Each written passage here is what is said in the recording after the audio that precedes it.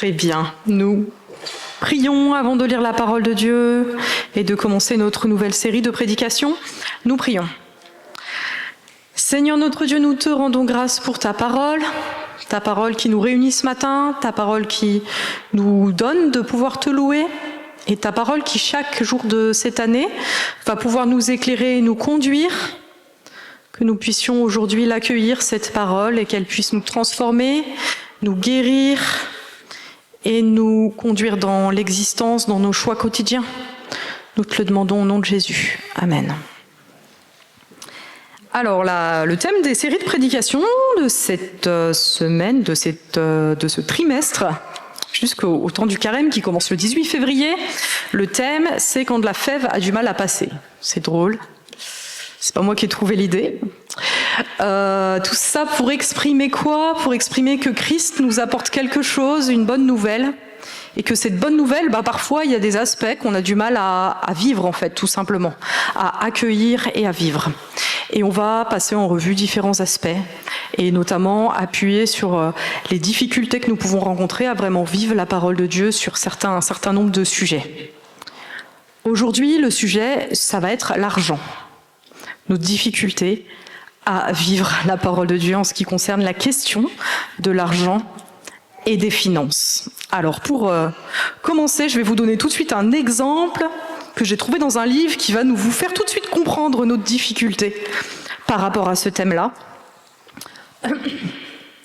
Il y a un livre qui s'appelle Chrétien athée, qui est un peu sur le thème de cette série de prédications, qui essaye d'analyser en quoi nous croyons des choses que nous n'arrivons pas vraiment à vivre. Enfin, l'auteur de ce livre, qui s'appelle Groeschel, qui est aux États-Unis, raconte une expérience qu'il a eue, deux expériences en fait contradictoires qu'il a eues par rapport à l'argent. Un jour, il va au culte et puis il voit une personne qui a l'air en difficulté à côté de lui et il perçoit vraiment l'appel du Seigneur de donner à cette personne ce qu'il avait sur lui. Alors il ouvre son porte-monnaie, puis là il voit 5 €, donc il lui donne. Et là, la dame fond en larmes parce qu'en fait, ces 5 €, c'était ce qui lui manquait pour pouvoir rentrer chez elle, pouvoir payer son transport retour. Elle avait fait le pas 2 fois de venir à l'église alors qu'elle n'avait pas de quoi payer son retour. Et puis voilà que Dieu répondait à sa prière. Grande joie pour la dame, grande joie aussi pour celui qui lui a donné et qui voit Dieu à l'œuvre. Mais il dit qu'il a eu une deuxième expérience de ce type-là. Il était en ville, je crois, enfin quelque part, et il voit aussi un homme et il entend le Seigneur lui dire « Donne-lui ce que t'as ». Et là, il ouvre son portefeuille et qu'est-ce qu'il voit? Un billet de 500. Et il conclut en disant « Je n'ai pas donné cet argent. Je ne sais pas si j'aurais pu répondre à une prière, si c'était vraiment un appel de Dieu. Je ne pourrais jamais le savoir puisque je ne l'ai pas donné. » Voilà le paradoxe, la difficulté. Je pense que ça pointe chez nous ces difficultés que nous avons. Dans les deux situations, la personne avait la conviction que le Seigneur, lui, l'appelait à donner cet argent, mais dans la première situation, il l'a donné, dans la deuxième, il n'a pas donné. Pourquoi? Nous avons tous des idées là-dessus. En tout cas, ça montre cette difficulté qu'on a avec l'argent. Cette espèce de difficulté qu'on a quand on est croyant, de vraiment soumettre à Dieu cet aspect de notre vie que sont les finances. C'est à partir d'un texte qui vient d'un discours que Jésus adressa à ses disciples qui avaient apparemment les mêmes genres de problèmes. Nous allons réfléchir à l'enjeu de notre relation à l'argent au regard de notre relation à Christ. Je vous lis Matthieu 6, versets 19 à 29. Jésus dit donc à des gens qui le suivaient: « Ne vous amassez pas des trésors sur la terre, où les mythes et la rouille détruisent et où les voleurs percent les murs pour voler. Mais amassez-vous des trésors dans le ciel, où les mythes et la rouille ne détruisent pas et où les voleurs ne peuvent pas percer les murs ni voler. En effet, là où est ton trésor, là aussi sera ton cœur. » L'œil est la lampe du corps. Si ton œil est en bon état, tout ton corps va être éclairé. Mais si ton œil est en mauvais état, tout ton corps sera dans les ténèbres. Si donc la lumière qui est en toi est ténèbres, combien ces ténèbres seront grandes? Personne ne peut servir deux maîtres, car ou il détestera le premier et aimera le second, ou il s'attachera au premier et méprisera le second. Vous ne pouvez pas servir Dieu et l'argent. C'est pourquoi je vous dis, ne vous inquiétez pas de ce que vous mangerez pour vivre, ni ce dont vous habillerez votre corps. La vie n'est-elle pas plus que la nourriture et le corps plus que le vêtement ? Regardez les oiseaux du ciel, ils ne sèment et ne moissonnent pas. Ils n'amassent rien dans les greniers, votre Père céleste les nourrit. Ne valez-vous pas beaucoup plus qu'eux ? Qui de vous, par ses inquiétudes, peut ajouter à un instant à la durée de sa vie ? Et pourquoi vous inquiétez au sujet du vêtement ? Étudiez comment poussent les plus belles fleurs des champs. Elles ne travaillent pas et ne tissent pas.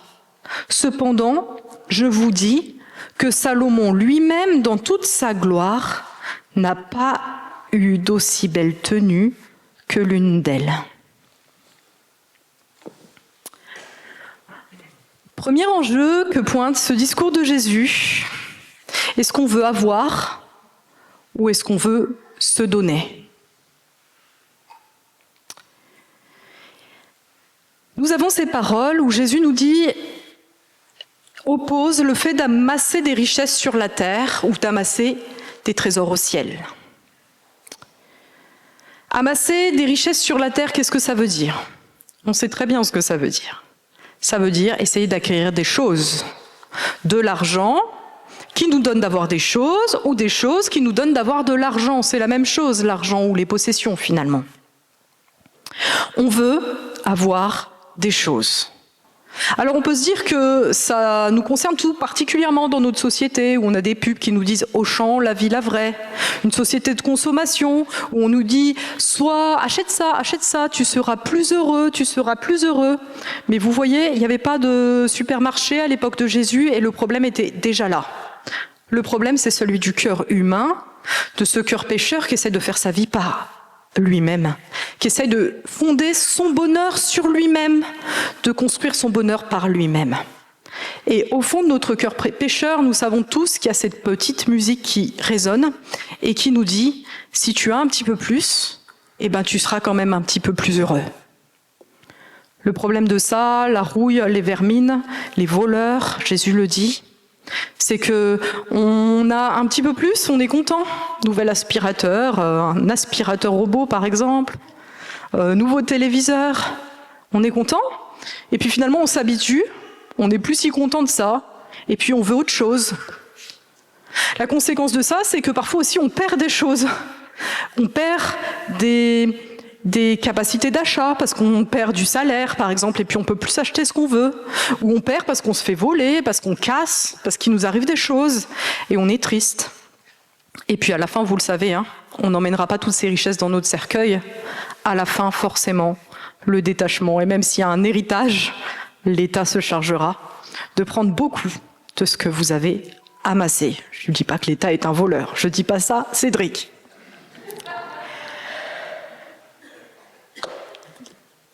Avoir des richesses sur la terre ou amasser des richesses au ciel, qu'est-ce que ça veut dire ? C'est bizarre, amasser des richesses au ciel. Alors, dans l'évangile de Matthieu, le ciel, ça désigne Dieu. Il y a des traductions d'ailleurs qui disent « auprès de Dieu ». En tout cas, le ciel, parce qu'en ce moment nous sommes sur la terre, c'est là où nous ne sommes pas. Amasser des richesses où nous ne sommes pas, amasser des richesses au ciel, en fait, ça veut dire ne pas garder, mais donner. Donner pour Dieu. Et par là, donner pour les autres. Et cela fait que nous avons des trésors auprès de Dieu. Qu'est-ce que ça veut dire des trésors ? Est-ce que ça veut dire si on donne beaucoup de choses, quand on sera au ciel, on aura plein d'argent, tout ce qu'on veut ? Ou est-ce que ça veut dire si je donne beaucoup de choses sur la terre, j'aurai plein d'argent, tout ce que je veux ? Eh ben non, moi je pense que l'histoire que je vous ai racontée au début, celle de cet homme qui donne cette petite pièce, enfin ce petit billet à la dame, illustre ce que ce sont ces richesses du ciel. C'est une richesse de joie, la joie de voir Dieu à l'œuvre. Parce que quand on donne pour Dieu, Dieu fait avec ce qu'on lui donne son œuvre de salut. Et cette œuvre nous remplit de joie. Vous voyez la joie de cet homme qui a donné, c'est celui de voir que Dieu a agi à travers son geste et a aidé cette femme. Et quand nous serons au ciel, nous verrons certainement avec tellement de joie l'œuvre que Dieu a accomplie. Nous serons tellement joyeux d'avoir pu participer un peu à cette œuvre qui est éternelle. Une œuvre de salut, une œuvre de paix. Alors, oui, quand on est chrétien, on donne. Être chrétien, c'est donner sa vie à Dieu, en fait. C'est la confier à Dieu, c'est faire que Dieu est le Seigneur, Jésus est le Seigneur de notre vie. Mais des questions se posent. La première, est-ce que j'ai confié tous les aspects de ma vie à Dieu ? Ou est-ce qu'il y a des aspects que j'ai pas confiés à Dieu ? Et quand on a des combats, on voit que parfois, il y a des aspects qu'on n'a pas confiés à Dieu. Et l'argent est un de ces aspects, souvent. On le sait, on a souvent des difficultés à obéir dans ce domaine. On y reviendra plus tard. C'est toute la société qui nous dit il faut que tu aies du pouvoir d'achat, il faut que tu achètes. Alors c'est compliqué d'être fidèle à Dieu et à sa volonté dans cette société-là. Et puis d'autres questions aussi, quand je donne, est-ce que je donne vraiment à Dieu ? Alors je vais vous donner des exemples. On peut donner à Dieu de diverses manières, aussi au donnant à des gens dans la rue ou n'importe où. Mais réfléchissons au don que nous faisons à l'Église, qui est normalement un don pour Dieu.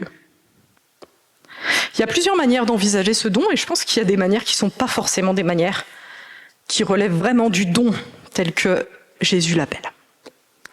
Première manière, je vais payer pour avoir quelque chose. Par exemple, dans certaines églises, le mariage, si tu veux te marier, tu dois payer un forfait de 200 € ou quelque chose comme ça.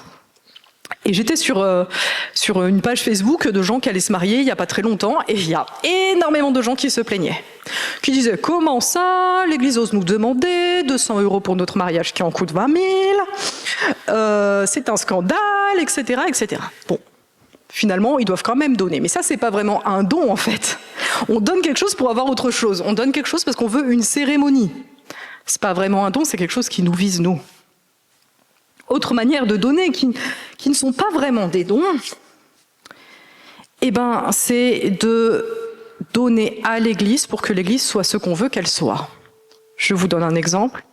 Quand j'étais à la campagne, on avait un vieux temple, etc. Et puis, il y a une grand-mère très, très croyante qui est décédée.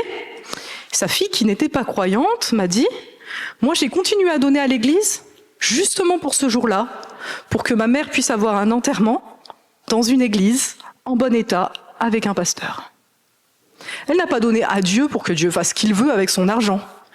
Elle a donné parce qu'elle voulait maintenir quelque chose, maintenir l'Église. Autre fausse manière peut-être de donner, c'est de donner ce qu'on n'a pas besoin pour se sentir mieux. Par exemple, je vais donner parce que ça va me donner bonne conscience. Et dans ce cas-là, en général, comme cette histoire de la veuve, la pauvre veuve, vous voyez cette histoire qui parle de Jésus, ça, en général, on donne que ce qu'on n'a pas besoin. On donne ce qu'on n'a pas besoin, et puis en échange, on est valorisé parce qu'on donne, ou on a des réductions d'impôts, etc. Le vrai don, en fait, c'est un don qui correspond à ce que Dieu nous demande de donner. Vous voyez, c'est pas la même chose. Si nous voulons donner à Dieu, nous devons lui demander le discernement par rapport à ce que lui, il veut que nous donnions. Et la conséquence de cela, c'est pas que nous obtiendrons quelque chose, comme l'église qui restera telle qu'on la veut, le temple qui aura un toit qui fonctionne pour que je ne sois pas mouillé le dimanche. Le résultat de cela, c'est que Dieu va faire son œuvre avec cet argent, une œuvre qui va nous dépasser. Vous voyez ? Je peux me dire, l'église a besoin de, 30 000 € par an pour payer le pasteur et le bâtiment. J'ai besoin d'un pasteur et d'un bâtiment, donc je vais donner tout ce que je peux pour assurer ça. Ou je peux me dire, qu'est-ce que Dieu veut que je donne ? Et alors là, l'église aura peut-être plus, et alors là, l'église pourra faire fructifier, si elle est obéie à Dieu, cet argent, pour peut-être partager avec une église à l'étranger qui est en difficulté, peut-être employer quelqu'un pour aider les personnes en difficulté, bref, faire rayonner l'évangile. Voilà donc un sujet de réflexion, un encouragement à donner. Et derrière cela, une promesse, celle de cette joie, de cette joie de l'œuvre de Dieu, qui vient, et ça c'est vraiment notre joie, qui vient de ce que Jésus s'est donné. Dieu s'est donné en Jésus et nous voulons le suivre. Et par ce don, une œuvre incroyable de salut a lieu. Eh bien, est-ce que nous voulons amasser ou est-ce que nous voulons vraiment nous donner? C'est le premier enjeu du don. Deuxième enjeu, la liberté ou l'esclavage. Est-ce que je suis libre ou est-ce que je suis esclave? La question de la liberté, elle est intéressante parce qu'aujourd'hui, quand on parle de liberté, on pense plutôt au fait de pouvoir faire tout ce qu'on veut. Je veux faire quelque chose, je le fais, je suis libre. Cette liberté, en fait, c'est plutôt de l'autonomie, ça veut dire qu'on se donne à soi-même sa propre loi, ça veut dire qu'on décide ce qu'on veut faire. Et si on considère la liberté comme une autonomie, il ne faut pas se cacher les choses, l'argent nous rend libres d'une certaine manière. Parce qu'on a de l'argent, on peut faire beaucoup de choses. Si j'ai de l'argent, je veux aller demain en Australie, je vais demain en Australie. Si j'ai de l'argent, je veux aider telle personne, et ben je le fais. Le problème, c'est que la liberté dans la Bible, c'est pas du tout l'autonomie. La liberté dans la Bible, c'est le peuple était esclave de l'Égypte. Dieu l'a libéré, il a suivi Dieu dans le désert, et il est appelé à suivre sa loi, la loi de Dieu. La liberté dans la Bible, c'est nous étions esclaves du péché. Jésus est venu, il nous invite à le suivre, et maintenant nous devons nous laisser conduire par l'Esprit. La liberté dans la Bible, c'est pas l'autonomie, c'est pas faire ce qu'on veut, c'est faire ce pourquoi nous avons été faits, c'est-à-dire nous laisser conduire par Dieu.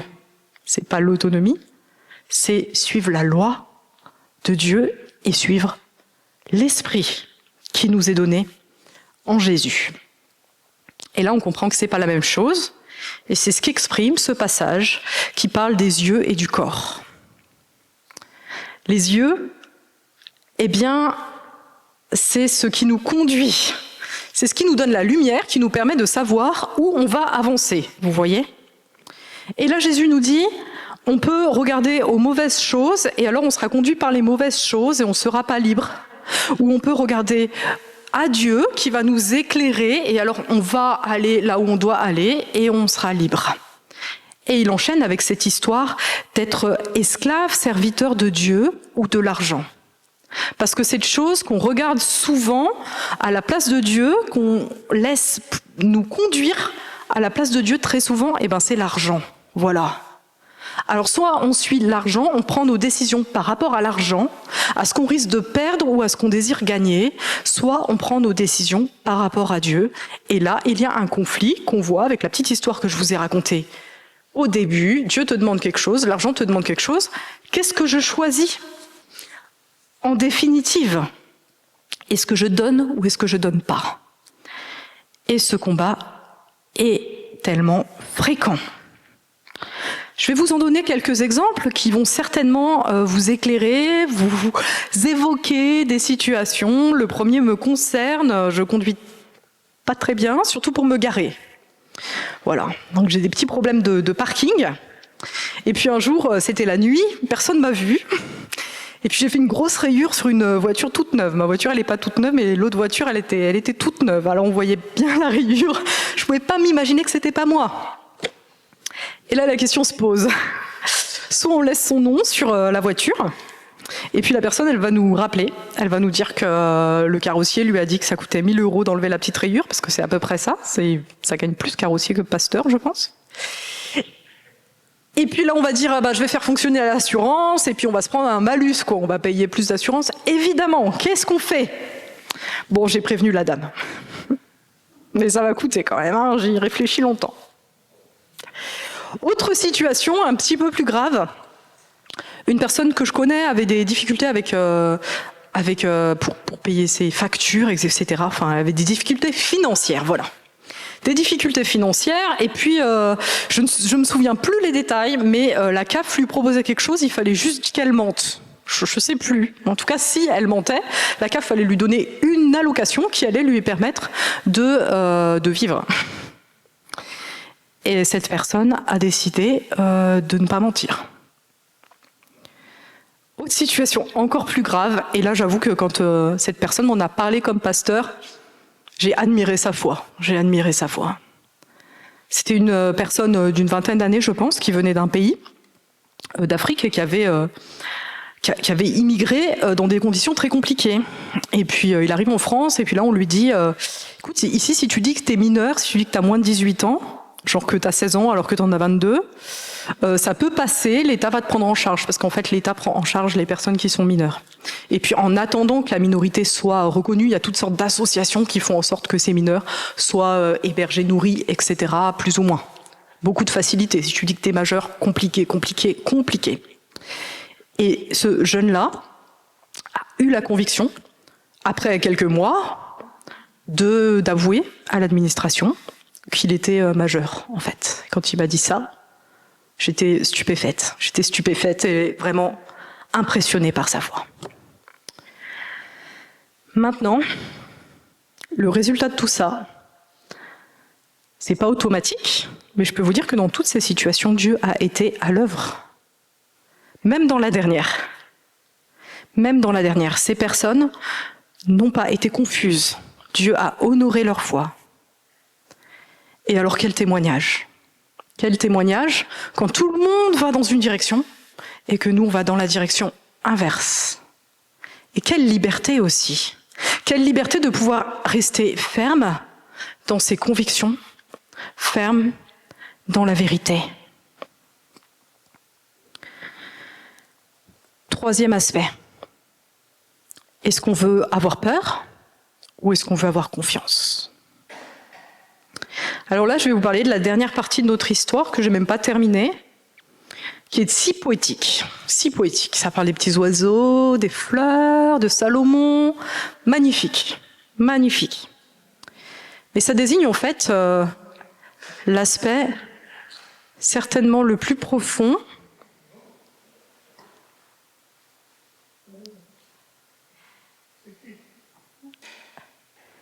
Ça va, Gaston?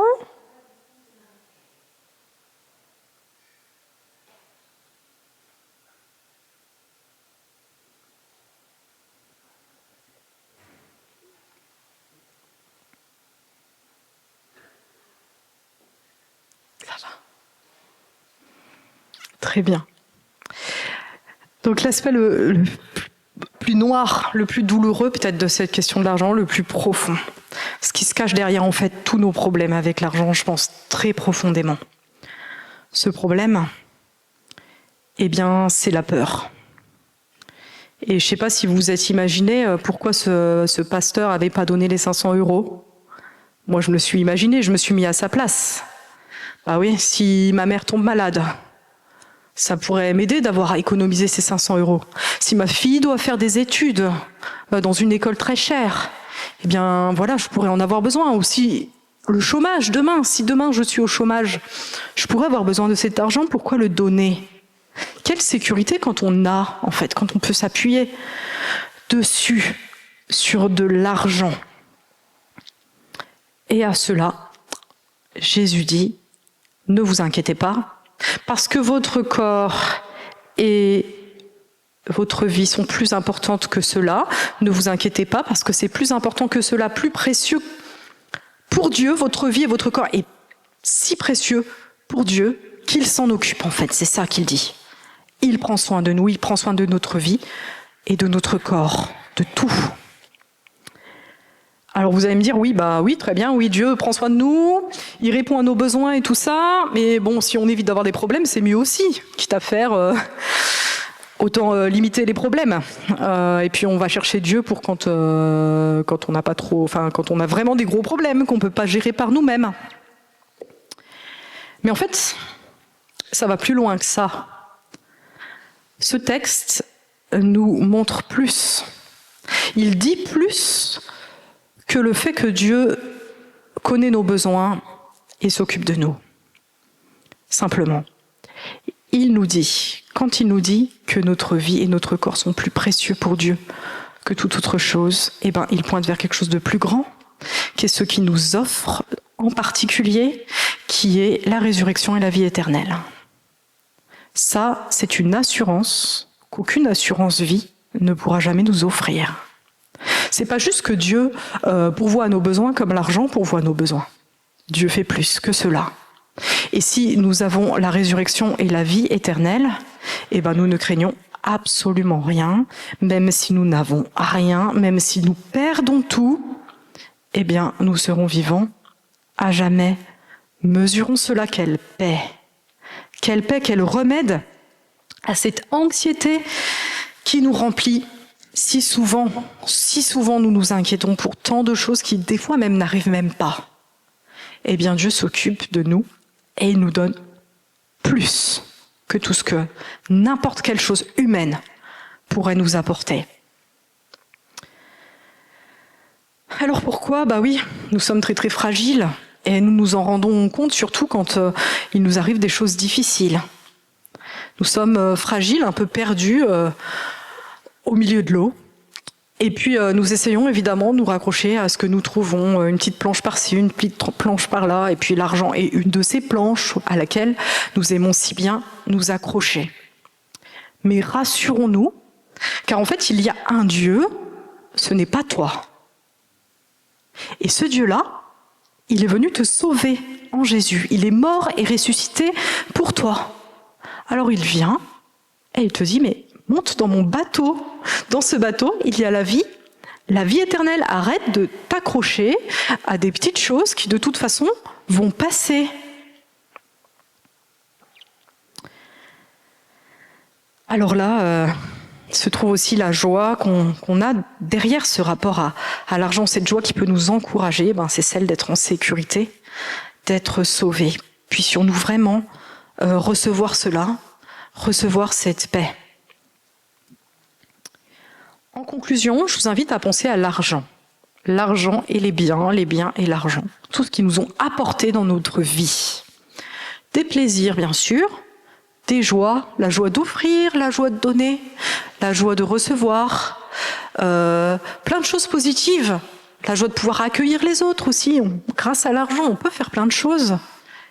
Et puis, pensons aussi le négatif que nous a apporté l'argent, la tristesse de perdre, les problèmes aussi, le manque de générosité, la culpabilité, tous ces gestes, ces mots qu'on n'aurait pas dû dire et qu'on a dit quand même parce qu'on était poussé par la peur de perdre ou par le désir de gagner. Et puis maintenant, pensons à Jésus. Pensons qu'il s'est donné. Il est mort et il est ressuscité sur la croix pour toi.